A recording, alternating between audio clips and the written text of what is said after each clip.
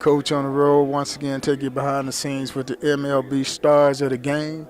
And I'm over here and I ran across the man for the White Sox, Justin Anderson. How we doing? Good. How are you doing? Just fine. All right, we're taking our youngsters behind the scenes on what it's like being a major league ball player. So what's this big league experience been like for you? I mean, for the past few years, it's kind of been a rocky road for me. I've had to battle a lot of injuries, a lot of things to overcome lately. But this year was just all about being able to have a job first and foremost. I didn't really have a job last year for 6 months, so I was kind of out of the game for a while. And last year I was able to get an opportunity halfway through the season, and then going into this offseason, I was fortunate enough to White Sox presented me with an opportunity. Took the minor league offer they gave me, and then just wanted to be able to make the most of opportunities, show people that I'm healthy, be ready to pitch still. And I'm just thankful that I've got a jersey on since the beginning of the season, honestly, and that's kind of been my MO for this season. So just being grateful for the opportunity that I have and keep going forward. Now, we always tell my guys there's a difference between a pitcher and a pitcher. I guess there's some truth to that, yeah, because, I still like to think of myself as a thrower sometimes. Sometimes I'm a pitcher, and other times I'm only a thrower. So there is some truth to that being a pitcher, and, there's that saying in baseball. Yeah. But I definitely agree with that to an extent. There's some of us in here who are very meticulous with things. They're going to do this with this pitch and this with that pitch, and there's some other ones that are just like grip and rip it. So there's definitely some truth to it, and it works both ways for both guys. Both types of pitchers, it definitely works. And when I coach high school baseball, if you had a above average pitcher, fastball, he just throw the ball by the hitters, get hitters out. Then when you move on to college, you find out that fastball ain't gonna work. Sliders and changeups, you out pitch on that level. What about the big leagues? Big leagues, you got to have all of it. You have to be able to throw the breaking balls for strikes, and when you're behind in the count, you definitely have to do it when you're ahead in the count. Get you strike one, strike two, whatever. But definitely when you're behind the count, the 2-0, 2-0, 2-1, 3-1s, shoot. Sometimes you got guys throwing 3-0 breaking balls or 3-0 changeups in this case too. So you definitely got to be able to do it all at that point, because you have to be able to make the adjustment between not just each batter, but it's pitch by pitch adjustments in this league now. So do it sometimes get intimidating to be on that pitcher's mound looking at batter's box and say, oh, not him, not this way? No, it's not, because you have to understand that, no matter what, they're hitters, they're going to make mistakes. And, there's guys in this clubhouse you talk to, they'll tell you, like, they make a living off of us making mistakes. And, that's very true. If we're pitchers, we go out there and execute a pitch. I would say 9 out of 10 times we execute a pitch, we're going to get it out. But, there's always that time where they're going to hit your executed pitch, and that's baseball. That's just the way it goes. Sometimes they're going to hit it. And that's the other thing, too. When they hit it, you just got to be able to move on to the next guy, because these guys are very good. That's why they're here, too. They get paid to hit, and we get paid to pitch. I've been in this game 40-plus years, so I'm a little bit old school. I mean, you go out there, you figure out who the hitters is for that day. I would always tell them, when this particular hitter come up, put an X by his name every time. Let me know when he come up. He wasn't going to see no fastballs. Now you guys spend all day in meetings on pitching, how you go pitch guys, this and that. How much different is that from what the game used to be?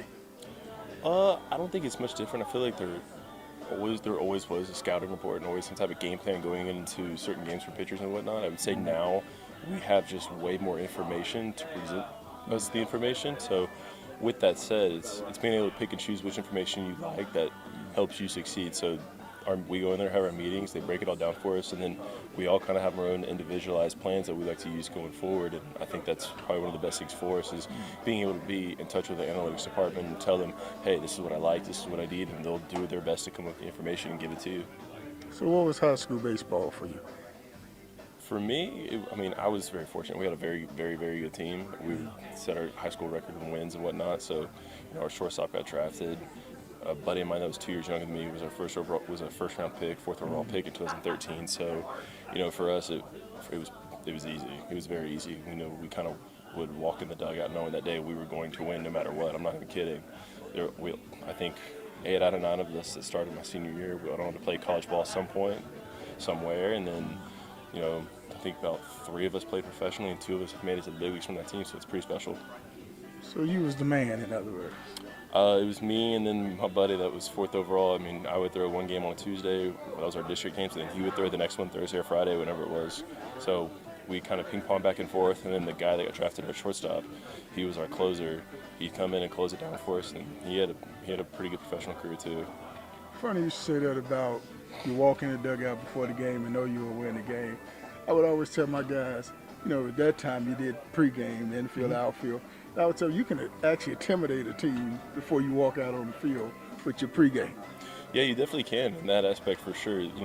High school pregame is totally different than college and big league. So we definitely would like to show out a little bit. There'd be times we would look sloppy, and then we get in the dugout and coach would be hot on us, and the next thing we know, we'd have to flip the switch and then be out there ready to go. But I feel like, especially in high school, like I said, that team was very special. We were really, really, really good, and for us to be able to flip a switch, it was pretty. I'm not kidding. It was very easy. How much adversity have you had to go to to get here? You go through a lot. Just to be able to first off get noticed to go to college by college scouts, and then you got to be good enough to get MLB scouts to want you. You have to be able to show the tools, the work ethic, and be the right person off the field too. Otherwise, teams will pass on you like that. Going through college was something. I had a pretty decent freshman year, and sophomore year was very, very, very humbling for me. And then junior year was able to focus only on solely pitching, and worked into a weekend role. And I was fortunate enough where our college staff was actually really good. We were one of the few teams in the country that had the same Friday, Saturday, Sunday starter from start to finish. We didn't finish where we wanted to that season my junior year, but we still had a very good team. Finished second overall in the tournament and stuff. So going through that and then going through pro ball is, you're going to go through ups and downs all the time, but it's about finding ways to keep going up and building off of each performance no matter what. And then when you get to the big leagues, you got to be able to, I think one of the biggest things, you have to be able to turn the page again the next day, because here we are today, pitched yesterday, whether it was good or bad, you got to be able to come out and do it again today. That's the most important thing, being able to be in that bullpen and be as available as you can to pitch every day to help the team win. That's 2 questions. Who are some of the guys that mentor you or you idolize along the way? I definitely have a good relationship with my old pitching coach, Scipio Spinks. Scipio Spinks came up with the Cardinals, I believe, and got traded over to Houston in the big leagues and stuff. And he had his career cut short with a home plate incident with Johnny Bench, but he's been one of the biggest mentors for me.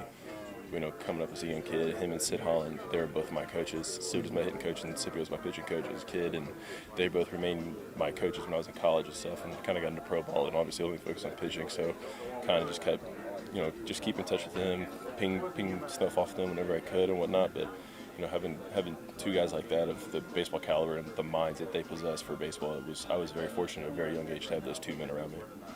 All right, now let me take you back with this last question. Every kid's dream of playing in the big leagues. You get that call up, you go into the big leagues, walk in this locker room for the very first time, and see your uniform hanging up. Yeah. What was that feeling? Yeah, especially I made my debut in my hometown of Houston, so it was definitely special. Walking across the stadium that you grew up watching other guys play on, guys that you watched as you were a kid. Then walking into the visiting clubhouse, seeing everyone else there. See Trout in there, Albert, Simmons, Cozart, Kinsler, Calhoun, Upton. I had a lot of big names around me. I had a lot of really good group of guys around me during my first 2 years there, and especially being a rookie, walking up in there and seeing all these guys. Like I said, you didn't necessarily idolize, but you grew up watching. You played video games with them and stuff. So it was definitely an unbelievable experience knowing you can make a pitch and it's like, oh, you got this guy there, you got that guy there. So it was awesome. You will come on my show and call all them heavyweight names. Did you cry? I did not. No, I cried. I did when they told me, not when I was there, but when they told me I was going up that Sunday before, I did. Yeah, in the coach's office. Did Mama cry? I'm pretty sure both my parents did. Yeah. Mama cried. Coach on the road with the man. Thanks, Coach. Appreciate it. No problem. All right. League of Our Own 247.com. Baseball of the Future, a developmental baseball league that offers baseball players an outlet to continue playing baseball, including those which may have encountered academic hardship, been under-recruited, or may not have been afforded the opportunity to be a part of a high school or college team. This league is open to all, regardless of their ethnic background. www.aloo247.com. Click on the subscribe button and become a subscriber.